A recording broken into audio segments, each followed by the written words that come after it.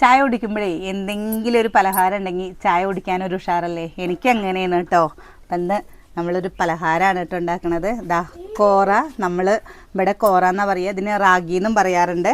ഇതാ അവില്, അതേപോലെ തേങ്ങ, പിന്നെ കുറച്ച് ചോറ്, ഏലക്കായും പഞ്ചസാരയും വേണം.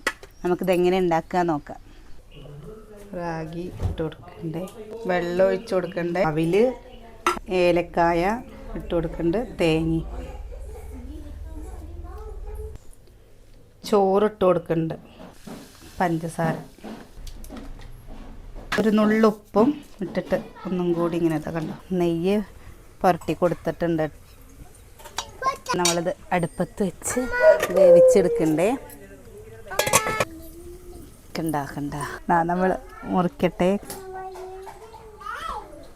കണ്ട